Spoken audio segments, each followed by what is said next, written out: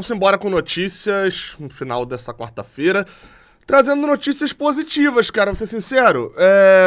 Acho que temos notícias positivas aqui sim nesse vídeo. Tem uma que é muito ruim, mas assim, enfim. Vamos lá, tá? Giro de notícias.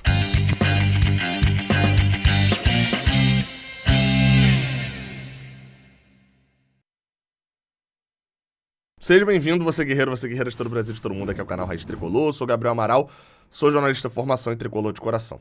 Deixa o like aqui embaixo se você gostar desse vídeo, se inscreve aqui no Raiz Tricolor e vamos embora já para a primeira notícia aqui desse vídeo, que é a saída do Iago Ferreira.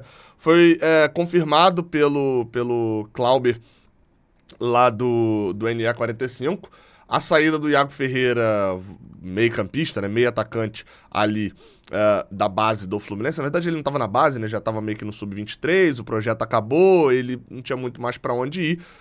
O Iago foi emprestado para o Náutico e postou um story nessa quarta-feira confirmando isso. Esse aqui é o pai, né, do Iago Ferreira, o Ironildo, muito famoso por ter jogado no Flamengo, chamado de Chuchu e tal. Até o Instagram dele é Ironildo_Chuchu.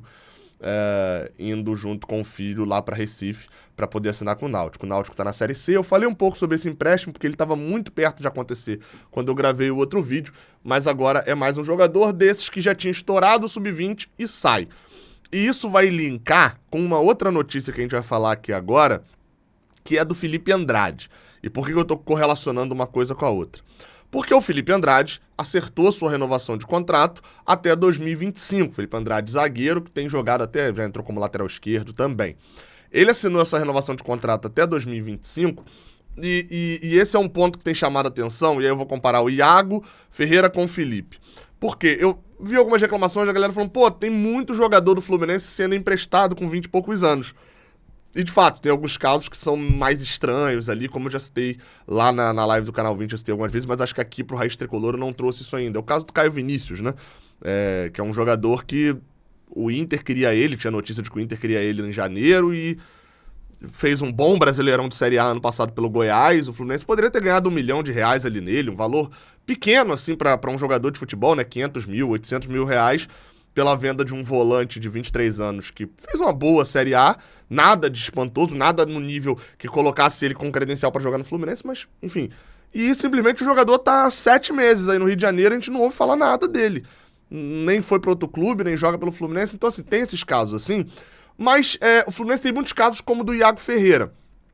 E isso é uma inversão de um problema que a gente tinha antigamente e uma mudança da gestão do Mário Bittencourt. Tudo isso tem bônus e tem ônus, né? Vou explicar o que aconteceu. O Fluminense ali no iniciozinho da gestão Mário Bittencourt, mas principalmente antes da gestão dele, o Fluminense perdia muitos jogadores em final de contrato. A gente vai lembrar já de alguns da gestão Mário Bittencourt mesmo, né? Nem todos foram assinados por ele, mas enfim, no final daquele ano a gente perde o Johnny, porque não tinha mais contrato, a gente não conseguiu renovar, perdeu o Danielzinho, perdeu o Dodi no ano seguinte, perdeu o Marcos Paulo, perdeu o Evanilson. Então assim, foram uma série de jogadores que tinham um contrato muito curto e que acabavam logo depois e a gente não conseguia. Então, o que a gestão Mário Bittencourt fez, tá? E isso tem vários vídeos aqui do canal comentando isso. Uma série de jogadores da base, ali nos seus 18, 19 anos, 17, 18 anos, renovavam com um contrato longo. Um monte de jogador. Mesmo sem você ter a certeza se vai dar certo ou não, e etc. E eles lá dentro têm as explicações dele. Então um monte tinha contrato mais longo. E aí agora o que está acontecendo é, alguns desses jogadores que tinham um contrato mais longo estão indo bem e estavam resguardados, né? Com o Fluminense tinha um contrato, só vendia se quisesse. Aí você pode listar o André, o Martinelli e o Alexander que estão no time profissional, mas o Luiz Henrique tinha contrato longo também, Calegari também tinha contrato longo, enfim, deram certo e o Fluminense estava resguardado com um contrato longo para se sair e ganhar alguma coisa. Não estou aqui entrando no mérito da venda ou não. E os jogadores que tinham contrato longo e não performaram, estão com contrato ainda e estão sendo emprestados. É o caso do Iago Ferreira, por exemplo. Aí é o caso do Edinho, é o caso do Luan Freitas, é o caso do Marcos Pedro. Então assim, tudo tem um ônus e tem um bônus. Se antes a gente perdia dinheiro porque o jogador saía de graça no final do contrato, agora o jogador não sai de graça, a gente ganha uma grana, mas a gente até gasta também outra com o salário desses jogadores que não estão rendendo. o salário normalmente é nessa conta, acho que fecha com mais dinheiro agora. Mas é só para explicar a mudança. E aí o Felipe Andrade, que renovou o seu contrato com o Fluminense lá em 2021, quando ele ainda tinha 19 anos, era zagueiro do Sub-20 e tal, ele renovou o contrato dele, ele tinha contrato já até 2022, e aí ele renovou o contrato dele até 2024, naquela época. De 2019 a 2020, de 2021 a 2024. Prorrogou 2 anos além do que ele já tinha de contrato, né? De 22 para 24. Então, assim, ele lá naquela época, ele fez essa renovação. E agora, renova de novo. E aí é importante falar... eu gosto de deixar claro algumas coisas aqui pra vocês de quando vem renovação. Jogador que sobe da base e renova contrato pouco depois de subir da base, normalmente é aumento de salário. Tá? Normalmente o principal foco é esse. Qual que é a lógica? O Felipe Andrade, ele subiu com salário baixo, ele, sei lá, não sei quanto o Felipe Andrade recebe, mas tipo 10, 15 mil reais, que pra jogador de futebol isso é baixo, né? E aí ele, começa a ser relacionado direto, joga uma vez, joga outra, o Felipe Andrade já tem 5 jogos, e aí é mais do que normal de que o salário dele vá para 25 mil, vá para 20 mil, dá um aumento ali de 40, 50, 100% no salário dele, para poder valorizar esse jogador também, e pro clube se resguardando, jogando mais um ano de contrato. Então agora, o Felipe Andrade, do Fluminense, estendeu o seu contrato de 2024 até o final de 2025, e provavelmente, isso não é informação, mas é análise minha, recebeu ali um aumento salarial. Muitos veículos chegaram a noticiar de que a multa agora é de 50 milhões de euros. Né? Que a multa... A gente sabe que essa multa é complicada, mas enfim. A multa dele seria de 50 milhões de euros. Só que não é coisa de agora. Na matéria de 2021, lá atrás do GE. Globo, já constava de que a multa dele era de 50 milhões de euros. Então, não mudou nada em relação à multa, não. Só pra avisar, tá? Chegaram algumas encomendas da Foot Fanatics, inclusive esse boné aqui que eu tirei, mas coloquei de novo. Tem lá na Foot Fanatics e tem o meu cupom lá na Foot Fanatics. Eu pedi boné do Fluminense, porque eu já tenho a maioria das camisas. As camisas aqui atrás, aqui, ó, é praticamente tudo Foot Fanatics. Ó. Então, você pode ir lá comprar com o meu cupom Raiz Tricolor, que te dá 10% de desconto. Uma parada legal que eu pedi dessa vez foi essa camisa aqui, ó, da Juventus, de São Paulo. Do Juventus, né? Aqui, ó. Camisa Grená, pra quem curte as camisas Grenás do Fluminense. Camisa do Juventus de São Paulo. Bem legal, né? Time paulista ali. Eu já peguei um monte de time carioca. Aproveita, vai lá. O meu cupom Raiz Tricolor, ele te dá 10% de desconto.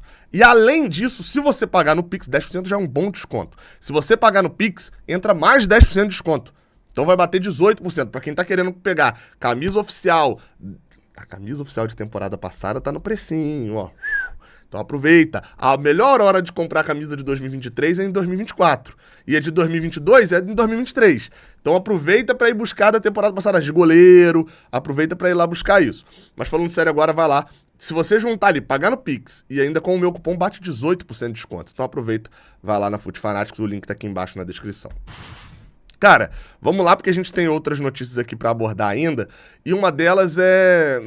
Vamos lá, a gente tem uma notícia boa e uma notícia ruim. Vamos pra notícia ruim primeiro, pra gente terminar o vídeo num sentimento legal. O River Plate soltou um comunicado no seu site oficial sobre a questão dos gestos racistas, e a gente tem que trabalhar com a linguagem real aqui, dos torcedores imitando macaco, lá no River Plate Fluminense, lá no Monumental de Núñez. E eles... Enfim, a Conmebol puniu o River Plate, tem vídeo aqui no canal explicando isso. Eles vão ter uma parte da arquibancada, até onde fica próximo ao visitante, fechada no jogo das oitavas de final, enfim. E isso já tira o réu primário deles, então, numa outra confusão de racismo também. Eles provavelmente têm o estádio todo fechado, a punição viria mais severa, a Conmebol finalmente está tomando alguma atitude. É bizarro porque a Conmebol tomando alguma atitude, mas quanto o Universitário do Peru não tomou nada, né? A bizarrice do que o massagista fez, massagista, médico, sei lá o que era, preparador físico, no jogo do Universitário do Peru contra o Corinthians. Mas voltando aqui, o River Plate soltou esse comunicado aqui que tem um problema muito sério, mas vamos lá.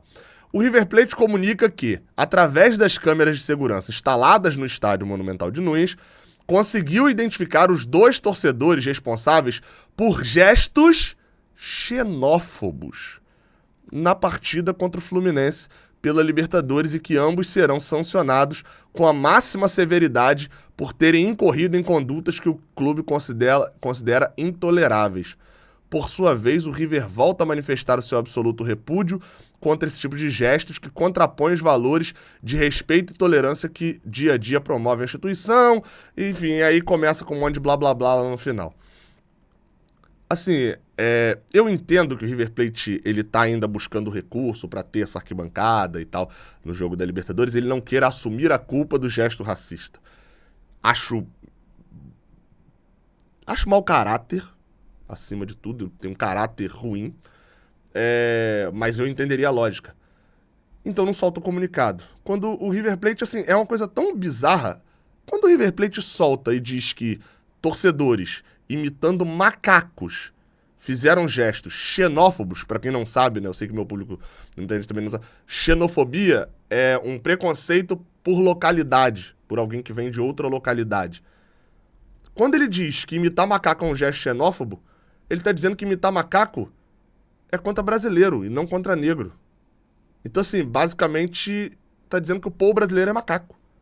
Assim, é um negócio tão absurdo, tão bizarro, tão antigo, tão atrasado, que é até difícil de ficar falando aqui.